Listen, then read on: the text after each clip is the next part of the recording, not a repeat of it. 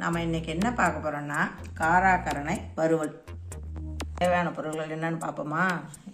காராக்கரணை, இது வந்து காராக்கரணைன்னு சொல்லுவாங்க, சட்டி கரணக்கிழங்குன்னு சொல்லுவாங்க. இதை 1/4 கிலோ எடுத்து இந்த மாதிரி நறுக்கி வச்சுருக்கோம்.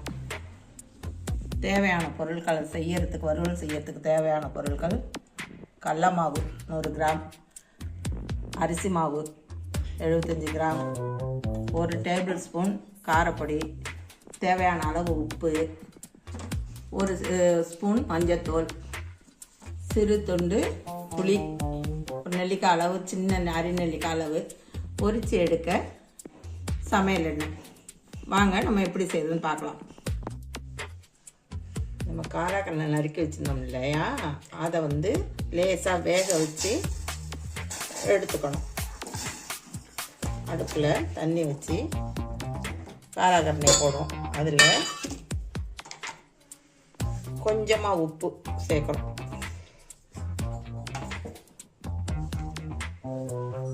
மஞ்சத்தூள்,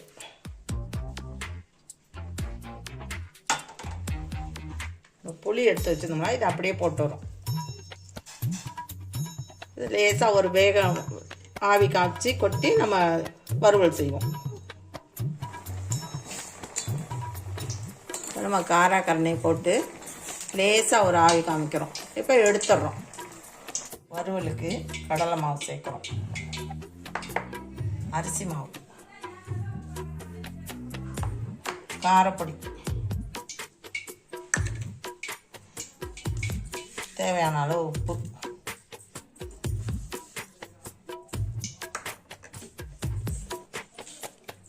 கலந்து விட்டுக்கிட்டு கொஞ்சமாக தண்ணி ஊற்றி கிளறி எடுத்தோம்.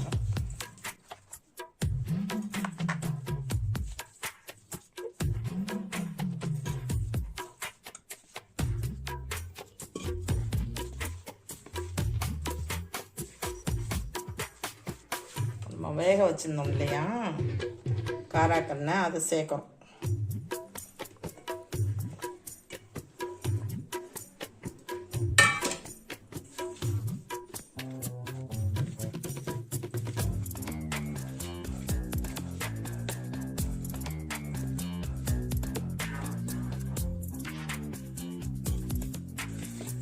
ரொம்ப தண்ணி விட்டு பிசைஞ்சிடக்கூடாது,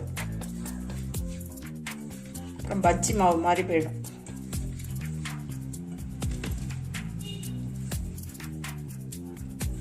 குழந்தைங்களுக்கு வேணால் இதில் மசாலா, பூண்டு, பெருஞ்சீரகம் இதெல்லாம் அரைச்சி சேர்த்து கொடுக்கலாம், வேணாம் சாப்பிடுவாங்கன்னா.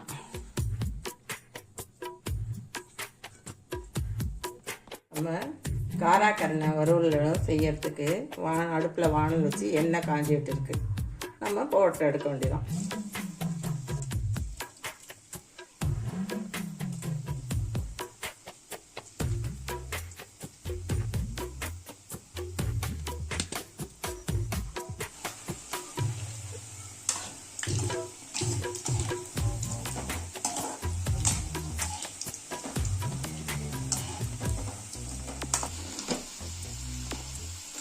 காராக்கரணை வறுவல் வெந்து போச்சு, நம்ம எடுத்துட வேண்டியதுதான்.